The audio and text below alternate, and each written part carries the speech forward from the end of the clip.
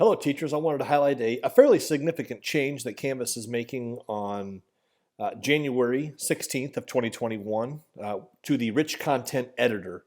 Essentially Canvas is phasing out the legacy rich content editor and bringing in their brand new rich content editor for all of your courses in Canvas. Essentially what this means is that when you're in any of your announcements, assignments, discussions, quizzes, that you're creating within Canvas, this view of the rich content editor is the old version. This is the current version that is going to be phased out on January 21st.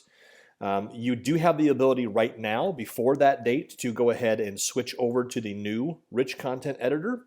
So you can start tinkering around and playing with it and seeing what some of the features are, see where new things live, see where current things live.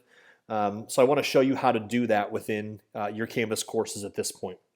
You will have to do this for each of your courses, but you simply go into Settings within your course.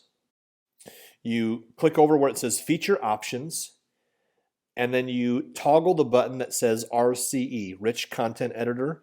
You toggle the button on for Rich Content Editor Enhancements, and that will give you the new Rich Content Editor that is being pushed on January 16th.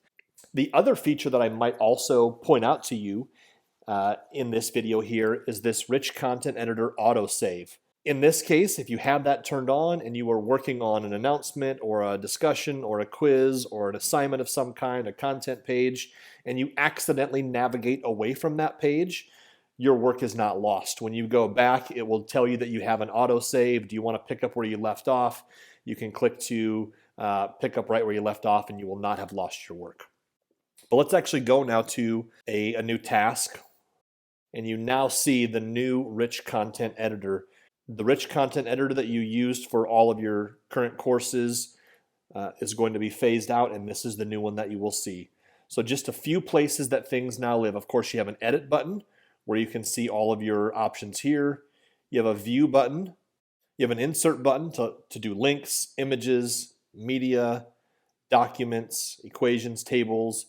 There's your embed button. This is that horizontal line button, so you want to easily separate things within your task from video to directions down below. An easy drop of a horizontal line goes into your course just like that. Under the format, you have all the same formats you would have previously, the tools, and then table. You also can see some of the same similar features across the ribbon at the top here. Again, your links, if you wanted to embed a link in, you can also do your images from here as well. This one would be to record or upload your media. This would be to upload documents. To find where you would put in your external tools like Studio, that would be under this little plugin icon. Here you can click. I can simply search for Studio and then just click on the icon and it will bring up my Studio library. The nice part you notice, the next time I click on here, Studio is already preloaded there for me. I could also find that external tool button for Studio under the tools button up top here. Same thing for apps. I could click view all, search down through my list here. And again, I can click Studio or I can search Studio right from there. Again, same thing. You also have the same embed code. You want to use that embed code icon. There's that right there. The other neat feature that they have too is the ability to view full screen while you're editing your document.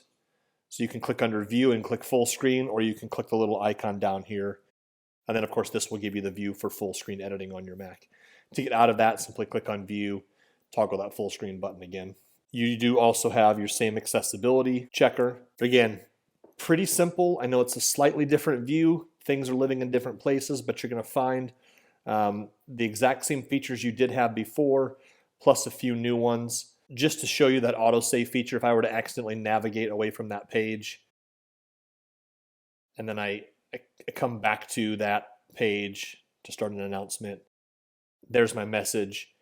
Autosave content exists. Would you like to load the autosave content? I can even preview it and then say, yes, I want to auto load that. There it is. It brings it back. So I'm not having to worry about losing all of my content right there. So again, check out that new RCE enhancement button under settings and under feature options. toggle that one on now. Gives you the ability to start playing with that new rich content editor in your courses before it's forced on January 16th. Also, again, think about that auto save button there, as it gives you that option to have kind of that safety net in case you accidentally navigate away before you finish saving the task that you're working on.